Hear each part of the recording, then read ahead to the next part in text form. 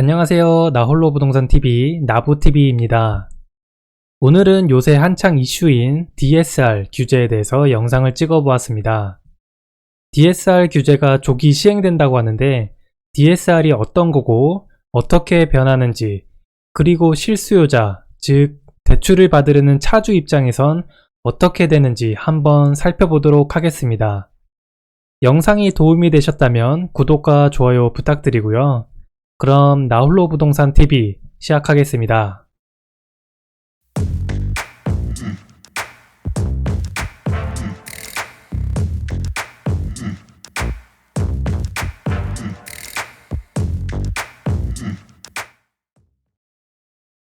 이번에 발표된 정책에 들어가기 앞서서 LTV, DTI, DSR이 무엇인지 먼저 간단히 살펴보도록 하겠습니다. 이 세 가지는 금융당국이 가계부채 관리에 이용하는 기준이라고 볼 수 있는데요. 먼저 LTV는 주택담보대출 비율, 쉽게 말해서 주택가치 대비해서 빌릴 수 있는 대출의 한도를 뜻하는 것입니다. 주택이라는 담보를 기준으로 판단하기 때문에 주택담보대출에만 적용할 수 있는 개념이고요. 현행 투기과열지구 기준 9억 이하는 LTV 40%, 9억 초과분에 대해서는 20%를 적용하고 있습니다. 예를 들어 내가 구매하려고 하는 아파트가 6억이고 투기과열지구 내에 위치하고 있을 때 LTV가 40%이므로 내가 받을 수 있는 주택담보대출의 한도는 6억의 40%, 즉 2억 4천만 원이 됩니다. LTV는 담보인 주택의 가치와 관련돼 있다 라고 기억하시면 될 것 같습니다. 두 번째로 DTI라는 게 있는데요. 총 부채 상환 비율이며 내 상환 능력에 따라서 대출 한도가 정해지는 개념입니다. 쉽게 얘기해서 연소득의 몇 %까지만 대출 원리금 혹은 이자를 상환하는 데 사용할 수 있다라는 의미고요.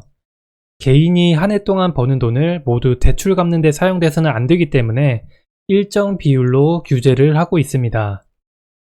여기서 중요한 건 상환액을 어떻게 계산하냐인데요.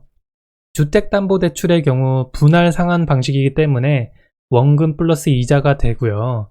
신용대출 등 기타 부채의 경우에는 보통 거치식이다 보니까 이자만 카운트가 됩니다.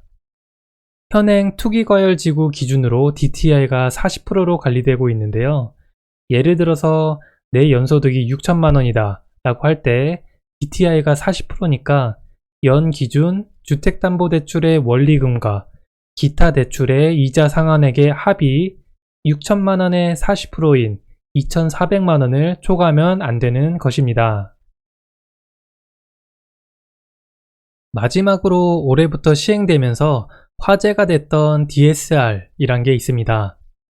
총부채 원리금 상환 비율이라고 하는데 앞서 설명했던 DTI에 원리금이라는 단어가 추가가 됐습니다. 개념상으로는 내 상환 능력에 따라 대출 한도가 정해지는 것으로 DTI와 유사한데요.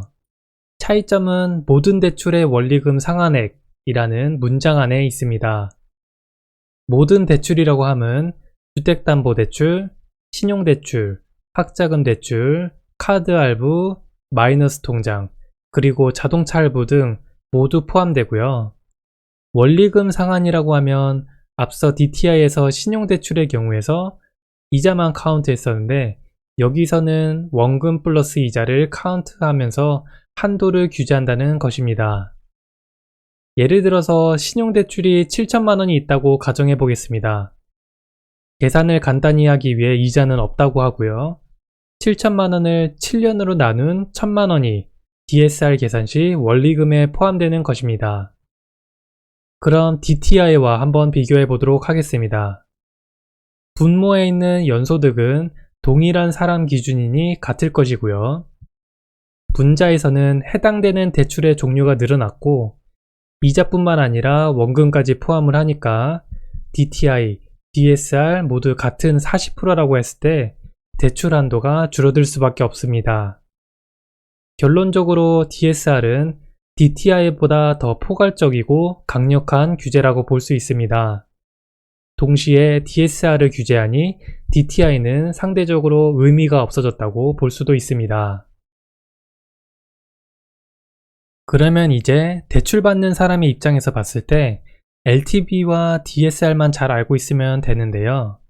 간단히 정리하면 LTV는 주택담보대출에만 해당되면서 주택의 가치에 의해서 한도가 정해지고, DSR은 모든 대출에 해당되며 개인의 연소득에 의해 한도가 정해진다 라고 보시면 될 것 같습니다. 구매하려고 하는 주택이 비싼데 연소득이 낮으면 DSR 한도에 걸릴 것이고요. 반대로 주택은 저렴한데 연소득이 높으면 LTV에 한도가 걸리게 될 것입니다. 여기까지가 가계부채관리 지표에 대한 간단한 설명이었고요. 올 10월에 발표한 가계부채관리 정책으로 한번 넘어가 보도록 하겠습니다. 타이틀을 보시면 정부에서 발표한 정책 타이틀을 거의 그대로 가져왔습니다. 가계부채관리 세부 방안으로 상환능력 중심의 대출 심사를 하겠다라고 되어 있는데요. 상환능력이라고 하니까 앞서 봤던 개념 중에 DSR 내용이 나올 것으로 예상이 됩니다. 첫 번째로 이미 단계적으로 시행하고 있는 개인별 DSR 규제가 있는데, 이걸 더 조기에 시행한다는 내용입니다. 2단계의 경우 22년 7월 시행 예정에서 22년 1월, 당장 내년 초부터 시행 예정으로 변경이 됐고요. 3단계는 23년 7월에서 22년 7월 시행 예정으로 1년이나 앞당겨졌습니다. 현재 시행 중인 1단계는 규제 지역 내 6억 초과 주택을 담보로 대출받을 때나 1억 초과 신용대출을 받을 때 DSR이 적용됐었는데요. 서울은 당연하고 경기 수도권 지역 내에 입지가 괜찮은 곳의 아파트는 다 6억을 넘어가기 때문에 그 지역 아파트를 담보로 주택담보대출을 받으실 때 대부분 DSR 규제가 적용된다고 보시면 될 것 같습니다. 2단계는 앞서 1단계 조건 외에 추가로 총 대출액이 2억 초과면 DSR 규제에 적용되고요. 3단계는 1단계, 2단계 조건과 상관없이 총 대출액이 1억만 초과되면 바로 DSR 규제가 적용된다는 내용입니다. 두 번째로는 제2금융권 DSR 기준이 강화된다는 내용입니다. 은행은 동일하게 40%로 변동 없고요. 제2금융권만 기존의 60%였던 게 50%로 변동되었습니다. 더불어 금융회사 평균 DSR 규제를 강화하겠다는 내용인데, 이건 금융회사를 관리하는 기준이기 때문에 크게 신경 안 쓰셔도 될 것 같습니다. 세 번째로 대출만기 산정 현실화인데요. 이게 조금 중요합니다.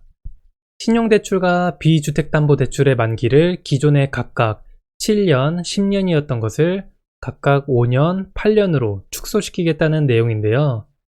앞서 DSR은 연소득 대비 모든 대출의 원리금 상환액 비율이라고 했습니다.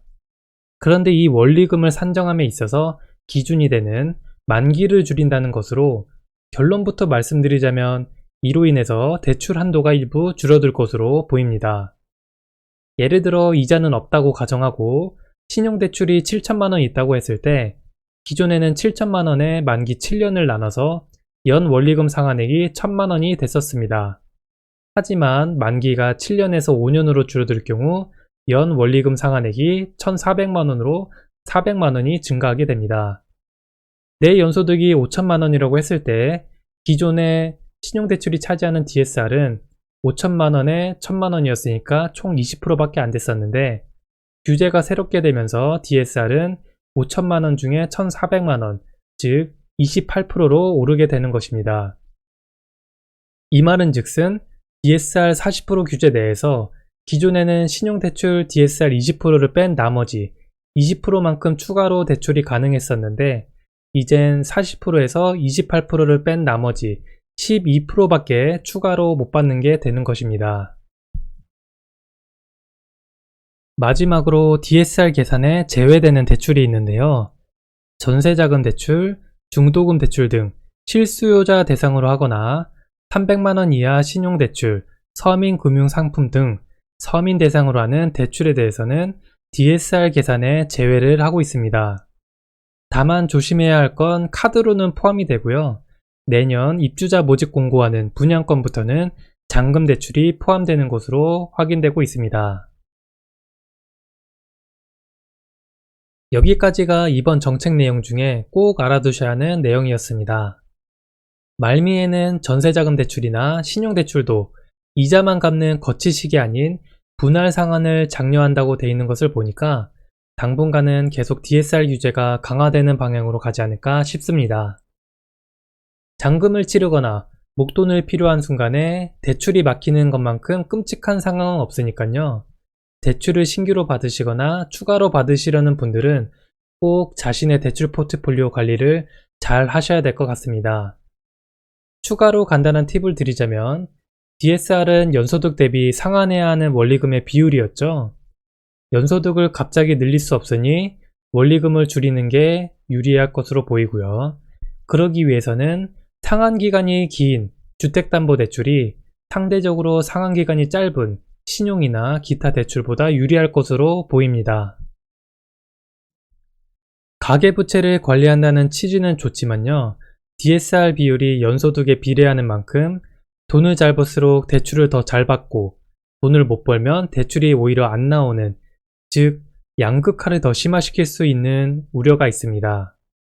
이러한 여론을 의식해서 급하게 전세자금 대출과 중도금 대출은 DSR 규제에서 제외하는 해프닝도 있었는데요. 이러한 우려를 어떻게 잘 보완해 나갈지, 그리고 앞으로 가계부채 관련 정책이 어떻게 흘러갈지 유심히 지켜봐야 될 것 같습니다. 지금까지 나홀로 부동산 TV였고요. 다음에 더 유용한 정보로 찾아뵙겠습니다. 감사합니다.